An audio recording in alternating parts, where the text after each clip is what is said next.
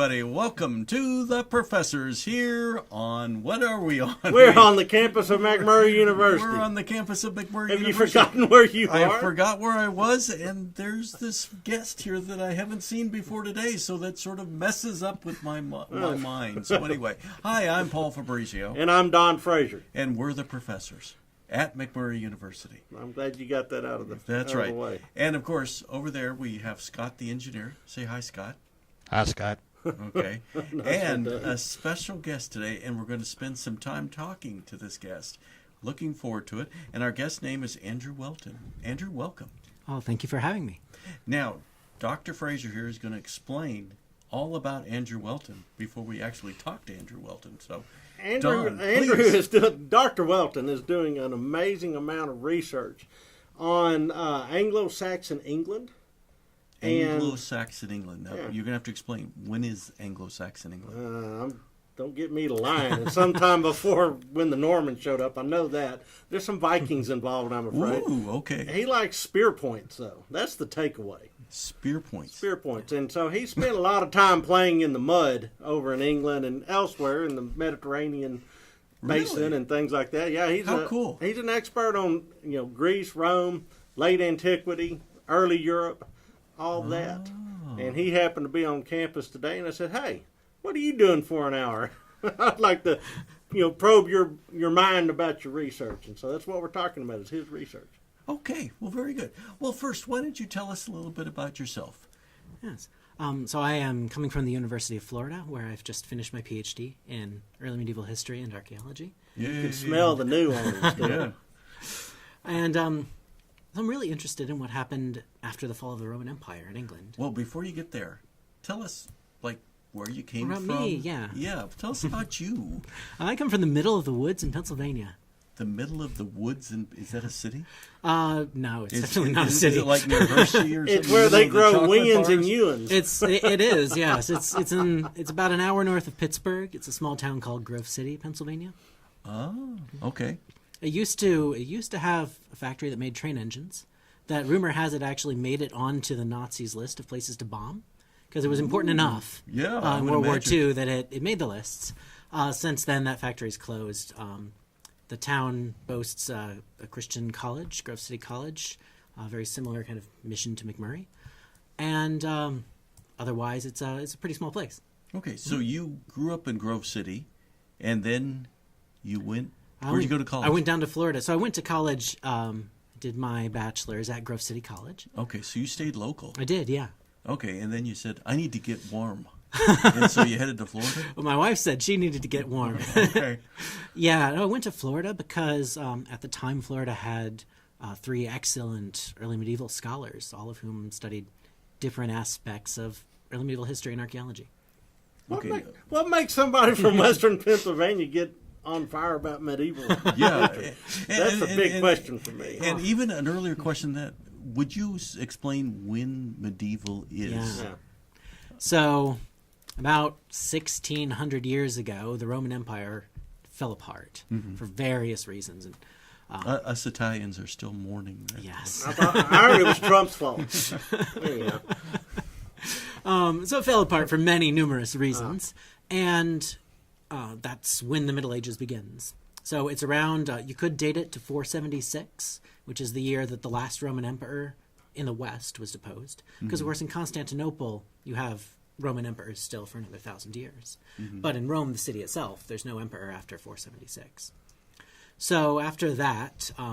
is medieval and Middle Ages the same time They period? are, and medieval is just a fancy way of saying the middle. So the Middle Ages are the age that's in the middle, in between, the people who called it medieval, in between the things that we are doing now and the stuff that's really all that we care about. So for a long time, people called the Middle Ages the Dark Ages, because they said civilization collapsed, technology collapsed, science was forgotten. None of that's true. But that was the stereotype. It's got bad press. It's flyover country in the history business. It really is. So what do I study? I study the century and a half after the Roman Empire. So I'm really interested in the late 5th and the 6th centuries. How did you choose those? I mean, Yeah. as opposed to the late 6th and early 7th centuries. I'm partial to the 8th and the 9th. Oh, the eighth just always I left like a bad the taste in my 21st. mouth. Sorry. Yeah, we'll just have to take that up on another occasion. Yeah, well, and that's one of the challenges with studying the early Middle Ages is that we're looking back through so much time that it all looks kind of the same. Like, really, what's the difference between the 8th century and the 6th century? Yeah. But if I said, what's the difference between today and when George Washington was alive? Like, we know it's very different. It's about Powdered wigs, for one. Right. And Spam. teeth. And False teeth, wooden teeth, yeah. teeth, yeah, things like that. British. And we know that a Cars, lot's, we know that a lot's toilets. changed now. Like, we know the 1970s are very different from the 1980s. Yeah. But when you look at the Middle Ages, it's so far away that time gets compressed. Ah. And we forget that in the 7th century, England was a very different country than it was even 100 years before. And so part of why I'm interested in it is because it's that mystery of, we look back at it and say, oh, it's just a dark age. But in that dark age, actually, there's just so much happening once you start to dig into it. Was there a triggering event that said, wow, this is the time period for me? Well, there are two. The first triggering event was probably getting my first Lego set when I was 6. Lego? The gateway. Legos. Because truck. it is. Because what do you do with Legos? I want to build something, but before I can build it, I have to dig through this box and find the pieces that I want. And that, I think, is what hooked me on archaeology. Because I want to tell this story with these Lego blocks. I want to build these blocks into something that matters to me. But before I do that, I just got to dig and dig and dig and find something. And that's what archaeologists do. Right? I Is imagine we dig Scott's and we building dig. something different with this Legos. I was going a way opposite direction. I was going Hot Wheels tracks about that time period, Yeah. but hey. That's what you use the Legos for, to make them jump the cars. Yes. Right. And I mean, I built lots of spaceships too. But I think that idea of before I can build the spaceship or the castle or whatever, I've got to dig for the pieces. That's interesting. That's what we do as historians, is we dig for pieces of evidence and then we build them once we find them. Have you sent a letter to Lego telling them about Yeah, you could be the spokesmodel. Yeah. Look, even smart kids use Legos. Do you go to Legoland and hang out in honor of this? I live 2 hours from it and I haven't been there yet. I'm going to have to do that before I leave Florida. So what was the second event? So what's the second event? The second event is I go to Florida and I start studying archaeology and history, and I'm working with some great people. And I realized the questions that I came thinking I wanted to talk about, after reading a bit more about them, I wasn't interested in them. And so I went looking for something else. I've got to write this paper. What am I going to write this paper on? And I found a cemetery where a woman was buried with a spear clutched in her hands, both hands. In Florida? In Florida? No. Okay. So where am I doing this, right? I'm not doing this out in the mud. I'm doing this in the basement of a library. So I'm flipping through the pages. And you saw a picture. Yeah, and I saw a picture of this woman buried with a spear. And I was like, wait a minute. I thought all the books I've read said spears are buried with men, because these are it's a way to show off how masculine you are. So why is there this woman buried with a spear? Huh. And I started reading about it, and the more I researched this cemetery, the weirder it got, and I just got more and more questions. Where's this cemetery? It's in England. Okay. It's kind of in the middle of nowhere up in the north. So if you know Hadrian's Wall that separates England from Scotland, Absolutely. it's maybe an hour's drive south of that. Really? So towards York? Yeah. It's about 20 miles outside of York. Okay. You stomped those grounds. I have stomped those grounds. But you missed this woman buried with Well, a I spear. wasn't turning my crank, man. I was looking for blown up concrete from a different era. Well, she's not buried there anymore, right? Because archaeologists came and dug her up. That must be very disappointing to her family. It must be. I mean, she's been dead for 1,500 years, so probably her family's all dead too. So you're leaving us hanging. What Yeah. have you learned about this woman? And I don't know if that has anything to do with the rest of your research. Well, it's but what got me started. So I started looking, and I realized this woman is buried on the edge of the cemetery. She's not in with everybody else. And who's in the middle? In the middle, there's a guy buried with a sword. It's the only sword in the cemetery. There are 300 bodies there, one guy with a sword. And everybody else is clustered around. Well, not everybody, but a lot of people are clustered around him. They want to be buried near him. He's somebody important. Right next to him is a guy with a bunch of spears. On his other side is another woman buried with a spear, actually. But her spear, she's not holding it like she's standing guard. Her spear, they broke it and they put it on her lap. This is mysterious. It's very bizarre, mysterious, man. isn't it? So then I looked at it more, and I realized there were two barrows, burial mounds, on the edge of the cemetery by the woman with the spear. But this cemetery, the woman with the spear, she was buried there about 1,500 years ago. These burial mounds are 4,000 years old. So they were Right. already old. It's already sacred ground. It was already sacred ground, right? Okay. Well, how would we know if it's sacred ground? How do they interact with them? Well, they kept their distance.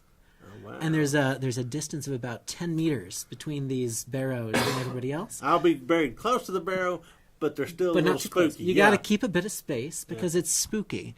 And, well, why is it spooky? I guess we're coming up on the break, so We're coming we'll up have on to the come back break. to that. We're going to have to come back to this. This guy's the master of suspense, man. Yeah. We're just waiting to see how this is going to fall. Is this going to end in a good way or a bad way? And you've got like 10 well, seconds to answer that. Spoiler, they all died. But, No! but they were 1,500 years ago, so... Maybe if they had more spears, they wouldn't have. I mean, more swords, they may have not have died. Maybe they were just poorly Something armed. like that. Oh well, Okay, let's talk well, about it after the break. Yes. We'll be back, Andrew.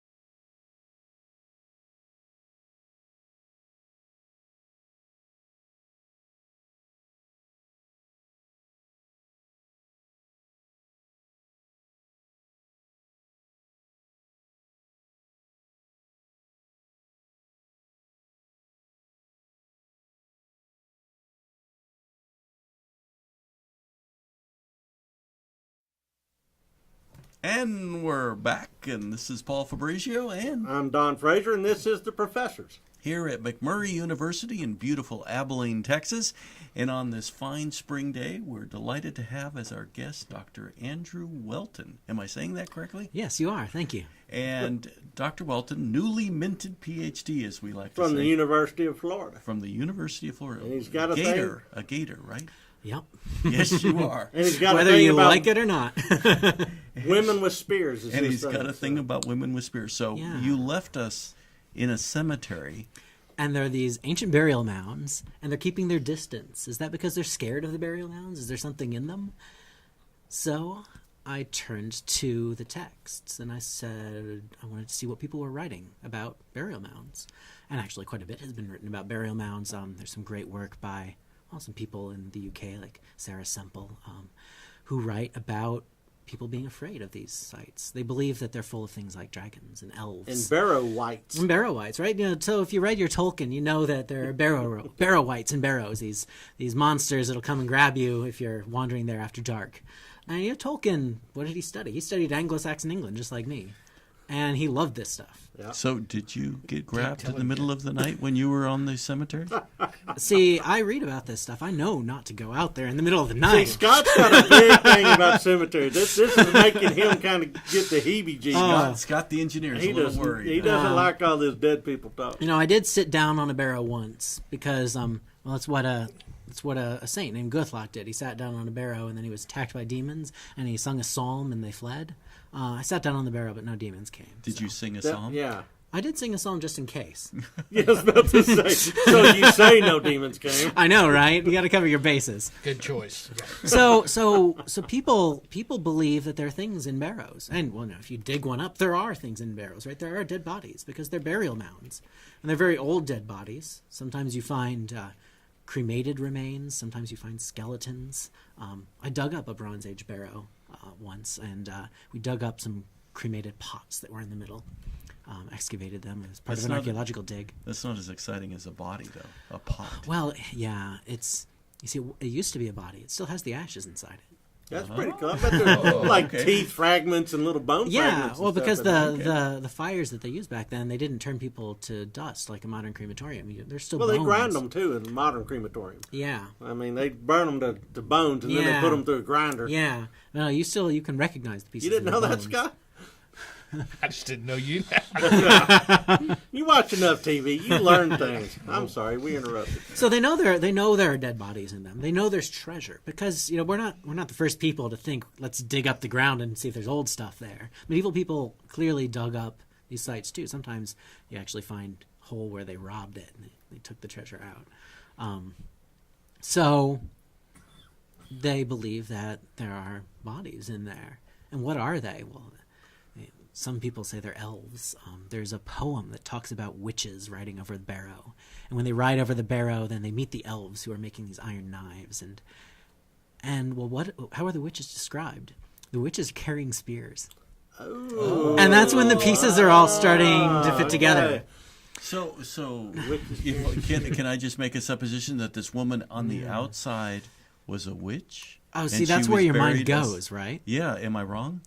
Well, it's hard to say, and that's where archaeology is tricky, and you can raise these really interesting questions, and then your answers never quite get as far as you want them to. So what else do we know? So witches with spears associated with barrows. This barrow, they're keeping their distance. And as they're keeping their distance, there are other things they might be afraid of, like elves, etc. And so how are elves described in Anglo-Saxon texts? They're described as having weird gender. They're male, but they act female. Just like these witches who are carrying weapons like men. And so it's like a weird space where the gender rules get kind of strange. And this is right where we find this woman buried with a spear, which is also a strange thing. So that is interesting as well. And so let's keep reading. Let's see what else we can find. There's questions about gender identity in medieval times, There are. just like there is today. Oh, absolutely. Everything old is new again. Yeah, no, we didn't invent today these questions about whether your gender identity is the same as your body. These are things that people have been dealing with again and again throughout history in very interesting and different ways. So they had same-sex bathrooms back then too? I don't know. But they did have open carry spears. So. I'm thinking some of these Anglo-Saxon villages, I think we're talking like same-sex trees in some cases. Same-sex hedge. Yeah, same-sex hole in the ground. When you started this, were you thinking there would be this question about gender identity? See, I was interested in gender because it was a woman buried with a spear. Yeah. I didn't know I was going to find this, and it was fascinating. So then I read more, and I start to find Bede, for example, a historian who wrote the first history of the English people. He was a monk. He lived about 100 or so miles from this cemetery, so it's kind of in his neck of the woods. And he talks about when York, which is about 20 miles from the cemetery, when the King of York converted to Christianity. He had a priest, and this pagan priest was not allowed to carry a weapon or ride a stallion or do any of these other masculine things. And there's a lot written about him that's wondering if priests, pagan priests in Anglo-Saxon England, were some, if not transgender than maybe some other kind of gender, because there are a lot of different cultures around the world where ritual specialists are neither male nor female. And even there's a lot written about monks in England and other parts of Europe, in medieval Europe, where monks don't really fit into either male or female. They're so kind they're of a sexless. third gender. Are they sexless? Are they something else? It Wow. kind of depends. So there's a lot of discussion about whether or not priests in early Anglo-Saxon England, after the fall of the Roman Empire, these pagan priests were maybe neither male nor female. Maybe there was something else. And so you look at the archaeology, and you find near this area people whose bones are male, so they have a male body, but they're buried wearing female clothes and female jewelry. And you find a lot of them. Wow. Really? Yeah. I mean, not a lot. It's still a small percentage, but it's a significant amount. So there are other interesting things going on with gender really. around here, maybe tied in with religion and beliefs and folklore. And so we come back to this barrow where you've got these religion and beliefs and folklore and sacred space and elves and the woman buried on the edge. So then there's the question, what is she? Is she not a she, right? Maybe actually she is a trans man, and he is buried with a spear, just like any other man would be, because maybe in 6th century England they were progressive. And we don't know. We don't have the sources to answer that question. Is the skeleton still around? We have the skeleton. And the skeleton has actually been DNA tested, and the DNA is female sexed. But we don't know how people interacted with this person, because gender and sex aren't always the same thing. Gender is a social construct that often is about the body, but so it's tricky. So we don't actually know that this is a woman buried with a spear, but there are other things that are strange. Right, this person is on the edge. Yeah. This person's not in the middle. And actually, there's another body in the cemetery that's buried just like a warrior man, and it's got the spear and shield and everything. And that's also a female bones. And if you're gonna look for a trans man in this cemetery, that's the person I would say is the trans man. Okay, now we're going to take a break. I'm just curious, real quickly. When you write your book about this, is it going to be entitled "The Woman at the Edge" or "The Woman on the Edge"? Woman with the spear. At the Woman edge. with the spear. I like that one. See, I've been calling it "Guarding the Dead" because I think this body is doing something. I don't think it's just a burial. I think there's something that they're trying to accomplish. Okay, we're going to take a break. We'll be back in a second with Andrew Welton.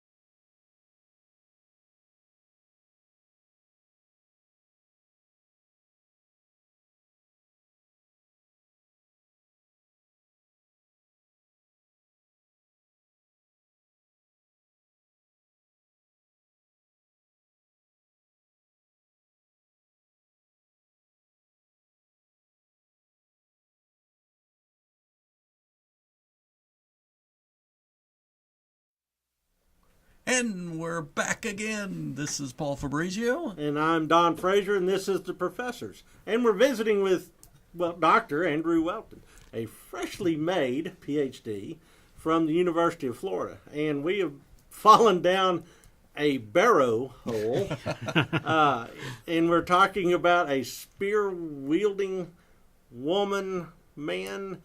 We don't know. Man. Well, We don't know. By DNA, she's a woman. The DNA and the bones are both female-sexed. But then people treated this person strangely because they buried this person with a spear, the way that you'd expect a man to be buried. And so that raises all sorts of questions about what this burial is trying to accomplish. And why do you think she was buried away from everybody else? Why on the edge? Hence my title for your book. And I want credit for it, too. The Woman on the Edge. I'll remember that. So, we have the cemetery full of all of the typical burials. The man with the sword, everybody who's clustered around him. There are a couple of groups in this cemetery. There's another group that's buried around, and this is something Duncan Sayre, an archaeologist, has found out, buried around a craftsperson, person buried with tools. Oh, wow.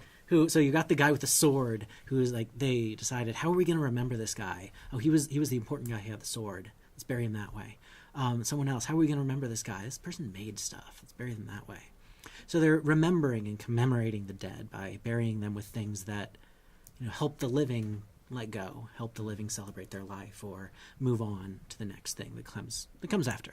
Now, all these burials, are this from a mass casualty event like casualties No. from a battle, or these are This is- incremental This is a deposits? village cemetery, so Okay. they used it for maybe about 200 years. Huh. Yeah. So about 300 people, 200 years. They've got a couple of households in the village, and they've dug up the village too. Okay. They had nice timber frame houses, but it was a pretty small town. Okay. We're talking a half dozen families probably. A very small village. And in this village, someone dies. They take them a little less than half mile downstream and bury them in this cemetery. And they obviously chose the cemetery site. Good that it's downstream. I know, right? Always take downstream, yes.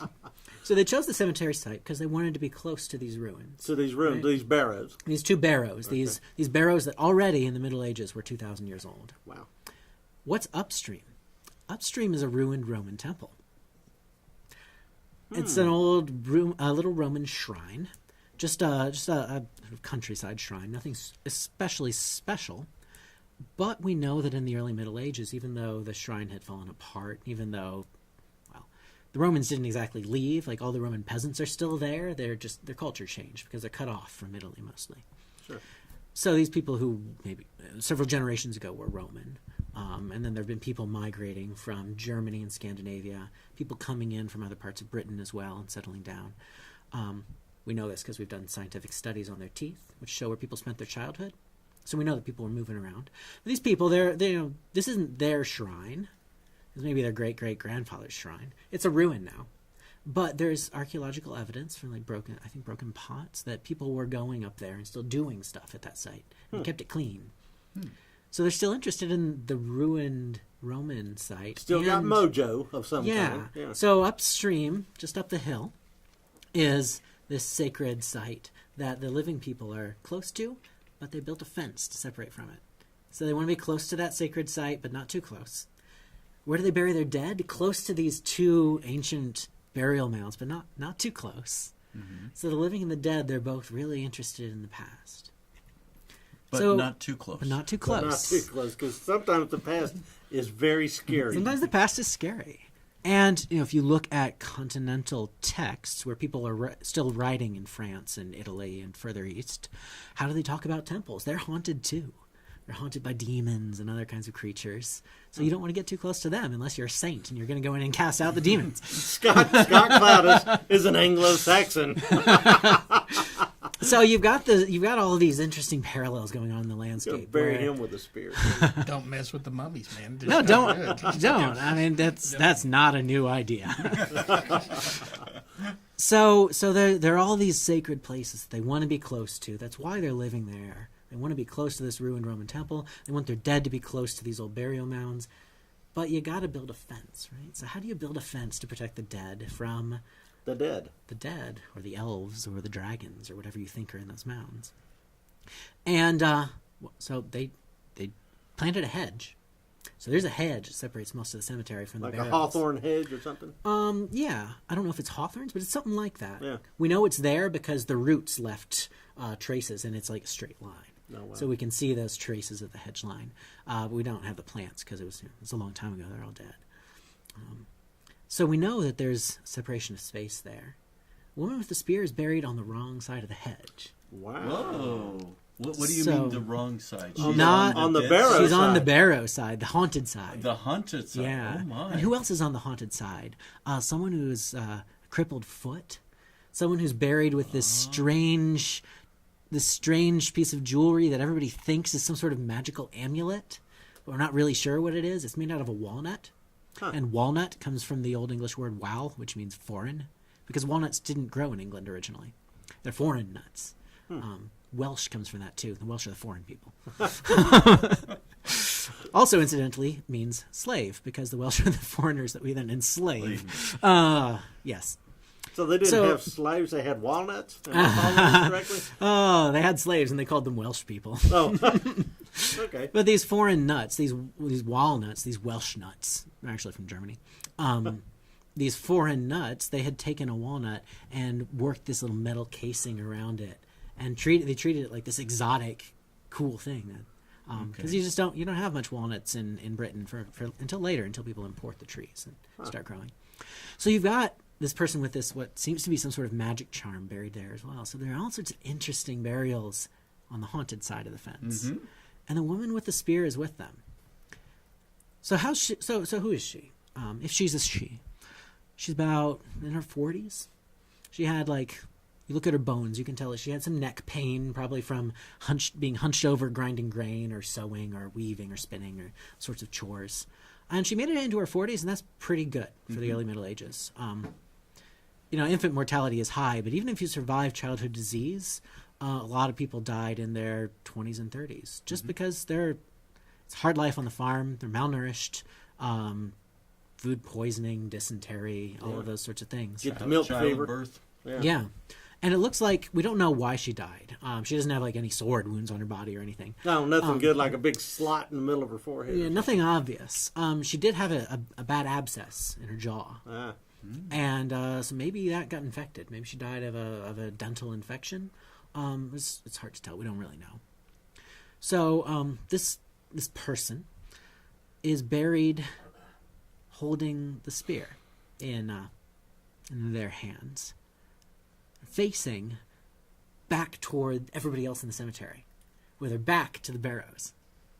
So she's guarding. Is she guarding the barrows, or is she guarding everybody else? I would think she'd be guarding the people in the cemetery from the barrows. See, that's what I think. Maybe she's guarding the barrows from the cemetery to make sure that nobody crosses that boundary who isn't supposed to be there. And We can't answer that question, right? We don't It's know. unknowable, isn't it? It's unknowable, but it looks like she's standing guard in between. And if you draw it out on a map, she's about equal distance from each of the two barrows and the guy with the sword. She's right in between all of them. Man, she had some serious juju, man. She maybe did. And her grave is shallow. And what's it mean that her grave is shallow? Does it mean they didn't like her and they dumped her body? Or does it mean that they wanted people to be able to stand around the grave and see her there? She's not deep down in. People could have looked and they could have seen her right there, buried, holding the spear, standing guard. And everybody could say, hey, remember she's there. Wow. So what's going on? please. Yeah. Is she- You've got is less she- than 2 minutes. Is she a witch? There's a lot of scholarship about what scholars call cunning women, because they don't want to say witch, because witch sounds kind of bad. Witch is an Old English word. In the early Anglo-Saxon, or not the early, but in the Anglo-Saxon period, Christians certainly said that witches were bad. So you find witch written in context of things that churchmen are condemning. We condemn the witches. But is she some sort of cunning woman, to use the term that scholars like to use? Someone who worked magic to protect her community? Maybe. It's really hard to say. Was she someone who was protecting the barrows or the cemetery from each other because that was her job when she was alive? Or because there was something about her that made her really well suited for it? or was she just sort of in the right place at the right time? Like, we really need to transform one of our people into this new role of a spiritual protector for the dead.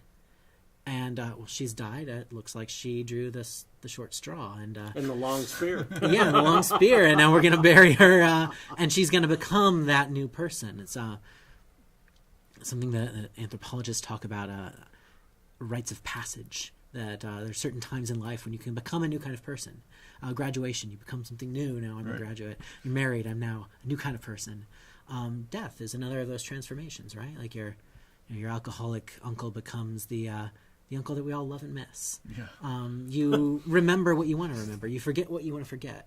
Interesting illusion. Yeah, that's the first thing that came to my Drunk head. uncle now. We all miss I him. know. Okay. I mean, that's what we do, right? Yeah, sure. Well, what we do. let's stop right there.